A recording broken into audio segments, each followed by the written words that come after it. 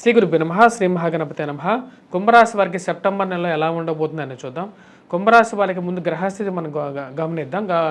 గ్రహస్థితి రీత్యా మనం గమనించినట్లయితే ఈ రాశి వారికి గురువు అనుకూలమైనటువంటి స్థానంలో లేడు, చతుర్థంలో ఉన్నాడు. జన్మరాశిలో వచ్చేటప్పటికి శనిగ్రహ సంచారం, అదేవిధంగా ధనస్థానంలో రాహువు, అష్టమంలో కేతువు. ఈ రాశి వారికి వచ్చేటప్పటికి కుజుడు పంచమంలో ఉన్నాడు.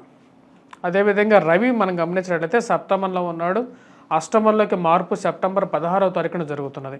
బుధుడు షష్టమంలో ఉన్నాడు, షష్టమంలో అనుకూలమైనటువంటి స్థానంలో. అదేవిధంగా శుక్రుడు వచ్చేటప్పటికి రాశి వారికి అష్టమంలో మంచి అనుకూలమైనటువంటి స్థానంలో, భాగ్యస్థానాల్లోకి సెప్టెంబర్ 18వ తారీఖున మారుతున్నాడు. బుధుడు సెప్టెంబర్ 18వ తారీఖు మళ్ళీ తను కూడా కన్యా రాశిలోకి రాబోతున్నాడు. ఈ రాశి వారికి వచ్చేటప్పటికి జన్మరాశిలో ఉన్నటువంటి శని అనుకూలమైనటువంటి ఫలితాలు ఇవ్వట్లేదు. ఈ రాశి వారికి ఎలా ఉండబోతుంది ముందుగా తెలుసుకునే ముందు నేను ఇచ్చినటువంటి ర్యాంక్ ఏంటి అంటే 12 ర్యాంక్ ఇచ్చాను. తక్కువ ర్యాంకే ఇచ్చాను, ఎందుకంటే స్థితిగతి గ్రహస్థితి అంత బాగలేదు. ఈ రాశి వారికి 12 ర్యాంకు ఇవ్వడానికి ముఖ్య కారణం వచ్చేటప్పటికి రవి కుజులు ఇద్దరు బాగలేరు. కొంచెం బెటర్ రిజల్ట్స్ శుక్రుడి ద్వారా బుధుడి ద్వారా ఈ రాశి వారికి కొంచెం రాగలుగుతాయి. ముఖ్యంగా ఫైనాన్షియల్గా కొంచెం సపోర్టు అనేది దొరకటం అనేది జరుగుతుంది.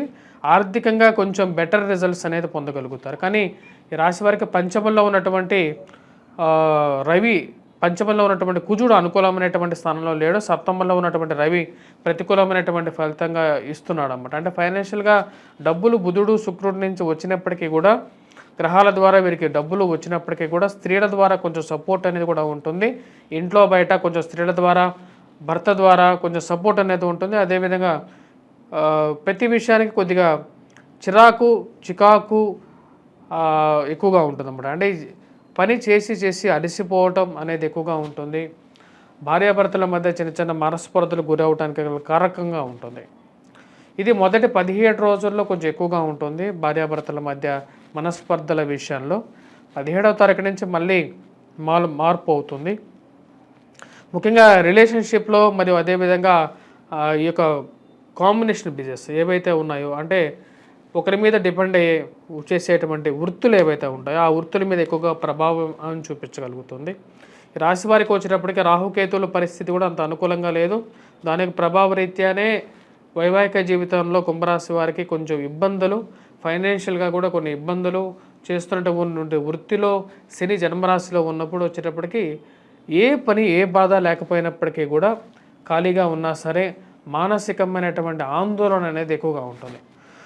ఆందోళనకు కారణం ఏంటంటే జన్మరాశిలో ఉన్నటువంటి శని సంచారం. శని ఎప్పుడైతే జన్మరాశిలో ఉంటాడో దుఃఖాన్ని, ఏడుపుని ఇస్తాడు. అంటే మనం ఏడకపోయినా సరే మానసిక దుఃఖం కలిగిస్తూ ఉంటుంది. ప్రమోషన్స్, ఇంక్రిమెంట్స్ గురించి మీరు చేస్తున్నటువంటి ప్రయత్నాల్లో అంత సానుకూలమైనటువంటి ఫలితం గోచరించట్లేదు. విద్యార్థులు కొద్దిగా కష్టపడి చదవాల్సినటువంటి ముఖ్యమైనటువంటి సూచనగా చెప్పవచ్చు. విదేశాన్ని ప్రయత్న సంబంధితమైన విషయాల్లో ప్రయాణం జరిగినప్పటికీ కూడా ఆ ప్రయాణం అంత సానుకూలమైనటువంటి ఫలితాన్ని ఇవ్వదు. దీనికి ముఖ్య కారణం వచ్చేటప్పటికి గ్రహస్థితి అంత అనుకూలించట్లేదు. బుధుడు షష్టమంలో మొదటి సెప్టెంబర్ 4వ తారీఖు వరకు అనుకూలమైనటువంటి ఫలితాలు ఇవ్వగలుగుతాడు.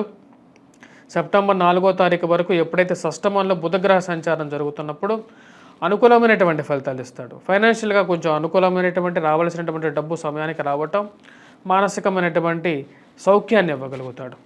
సెప్టెంబర్ 4వ తారీఖు తర్వాత బుధుడు సప్తమంలోకి మారిపోతాడు. అప్పుడు సప్తమంలోకి మారినప్పుడు వివాహ ప్రయత్నాల్లో కొంచెం సానుకూలమైనటువంటి ఫలితాలు కూడా ఇస్తాడు. కానీ ఈ రాశి వారికి ఫైనాన్షియల్గా కొంచెం రికవరీ పీరియడ్ అనేది సెప్టెంబర్ 18వ తారీఖు తర్వాత కొంచెం పొందగలుగుతారు. రావాల్సినటువంటి డబ్బు సమయానికి రావటం, వడ్డీ వ్యాపారస్తులకు కూడా అనుకూలమైనటువంటి ఫలితాలుగానే చెప్పచ్చు.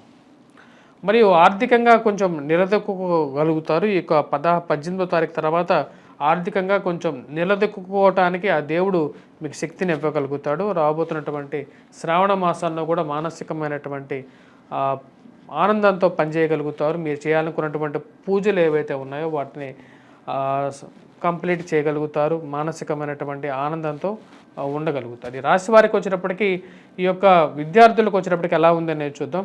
విద్యార్థులకు వచ్చేటప్పటికి అనుకూలమైనటువంటి కాలంగానే చెప్పవచ్చు, కానీ కష్టపడి చదవాలి. గ్రహస్థితిలో వచ్చేటప్పటికి గురువు అనుకూలమైనటువంటి కాలంగా లేడు. రాహుకేతుల పరిస్థితి బాగలేదు. జన్మరాశిలో శని అంత అనుకూలంగా లేడు. ఈ రాశివారు విద్యార్థులకు వచ్చేటప్పటికి బుధుడు శుక్రుడు కొంచెం అనుకూలమైనటువంటి స్థితిగతిలో మార్పు చేర్పులు చేస్తున్నారు. ఈ రాశిలో ఉన్నటువంటి విద్యార్థులు కొద్ది కష్టపడి చదవాలి. ఎవరైతే గ్రూప్స్ కానీ సివిల్స్ కానీ ప్రిలిమ్స్ కానీ ప్రిపేర్ అవుతున్నారో డైవర్షన్స్ అనేవి ఎక్కువగా ఉంటాయి. ఏదో ఒక విషయం ఒక అరగంట చదవాలని చెప్పి కూర్చున్నా, గంట చదవాలని కూర్చున్నా సరే వాటిలో మార్పు చేర్పులు అనేది ఉంటాయి. అందుకనే మీ స్వజాతకాన్ని కూడా ఒకసారి పరిశీలించుకోండి. విద్యార్థులు ఎవరైతే సివిల్స్ కోసం ప్రిపేర్ అవుతున్నారో ఎటువంటి రెమెడీస్ చేసుకోవాలని చెప్పి 1-2 సార్లు మీరు చూసుకోండి. అదేవిధంగా వైవాహిక జీవితంలో కొన్ని ఇబ్బందులు అనేవి జరుగుతుంటాయి. ముఖ్యంగా వచ్చేటప్పటికి వైవాహిక జీవితంలో ఇబ్బందులకు వచ్చేటప్పటికి ధనస్థానం అనేది చాలా కీలకంగా ఉంటుంది. అంటే కుటుంబ స్థానం, కుటుంబంలో ఎదుగుదల అనేది చాలా కీలకం అన్నమాట. కుటుంబంలో ఎదుగుదలకు వచ్చేటప్పటికి అండ్ కుటుంబంలో ఒకరికి ఉద్యోగం రావటం కానీ, కొత్తగా రాలేకపోవటం కానీ ఇబ్బందులు ఎదురవుతూ ఉంటాయి అన్నమాట. అదేవిధంగా సంతాన విషయంలో కూడా ఈ ధనస్థానం అనేది చాలా కీలకంగా ఉంటుంది. పంచమ స్థానం అనేది కీలకంగా ఉంటుంది. స్త్రీకి అయితే భాగ్యస్థానం అనేది కూడా కీలకంగా ఉంటుంది. అదేవిధంగా పితృదోషాలు కూడా చాలా కీలకంగా భూమిక పోషిస్తూ ఉంటాయి. ఎప్పుడైతే మనకు పితృదోషాలు లేకపోతాయో అప్పుడే మనకు వచ్చేటప్పటికి అంటే భాగ్యాధిపతి కూడా సరైనటువంటి స్థానంలో ఉండాలి. మరియు అదేవిధంగా రాజ్యస్థానాల్లో ఉన్నటువంటి కారకుడు వచ్చేటప్పటికి ఉద్యోగానికి కారకుడు అవుతాడు. ఇప్పుడు ధనస్థానంలో సరైనటువంటి ఇప్పుడు ఈ రాశి వారికి మనం కుంభరాశి వారికి ధనస్థానంలో రాహుగ్రహ సంచారం జరుగుతున్నప్పుడు ఎలా ఉంటుందంటే ఉద్యోగపరంగా రావాల్సినటువంటి అప్రిషియేషన్ రాలేకపోవటం అనేది ఒక ప్రతిబంధకంగా ఉంటుంది. వ్యాపార పరంగా కూడా అటువంటి ఇష్యూస్ ఉంటాయి. వాటితో పాటు కుటుంబంలో ఎదుగుదల అంటే కుటుంబంలో మన పిల్లలకి ఉద్యోగం సరైనటువంటి స్థితిలోకి రాలేకపోవటం ఏదో ఒక ఆర్థిక ఇబ్బంది ఎదురవుతూ ఉంటుంది. అటువంటి పరిస్థితి అనేది ఏర్పడుతూ ఉన్నప్పుడు మన గోచార రీత్యా అలా జరుగుతుంది. మన జాతక రీత్యా కూడా ఎటువంటి రెమెడీస్ చేసుకోవాలి అనేది తెలుసుకొని వాటి కరెక్షన్ చేసుకొని మనం ముందుకు వెళ్తూ ఉన్నప్పుడు లైఫ్ అనేది బ్యూటిఫుల్గా కూడా ఉంటుంది. ఈ యొక్క రాశి వారికి వచ్చేటప్పటికి ప్రజెంట్ పరిస్థితి అనేది కొంచెం వ్యతిరేకంగానే ఉంది. ముందుగా వైవాహిక జీవితంలో సంతాన విషయంలోనూ వైవాహిక జీవితంలో భార్యాభర్తల మధ్య చిన్న చిన్న ఇష్యూస్కి గురి కావడానికి గ్రహస్థితితో పాటు మన జాతక రీత్యా కూడా సప్తమంలో పాపగ్రహాలు ఉన్నా సరే, అష్టమంలో పాపగ్రహాలు ఉన్నా సరే, ధనస్థానంలో ఉన్నా సరే ఇవన్నీ వచ్చేటప్పటికి ప్రాబ్లమ్స్ క్రియేట్ చేస్తాయి. అదే మన జాతకంలో గురుగ్రహ కానీ అంటే ధనాధిపతి మంచి స్థానంలో ఉన్నప్పుడు ఫైనాన్షియల్ గ్రోత్ కూడా అదే విధంగా ఉంటుందన్నమాట. సో ఈ రాశి వారు చేసుకోవాల్సినటువంటి పరిహారాల్లో ఎటువంటి పరిహారాలు చేసుకోవాలి, రాబోతున్నటువంటి శ్రావణ మాసంలో మనకు వచ్చేటప్పటికి ఎటువంటి పరిహారాలు చేసుకోవాలి అనేది చూద్దాం. ఈ రాశి వారికి వచ్చేటప్పటికి గురువు యొక్క అనుకూలత విద్యార్థులకు చాలా ముఖ్యం.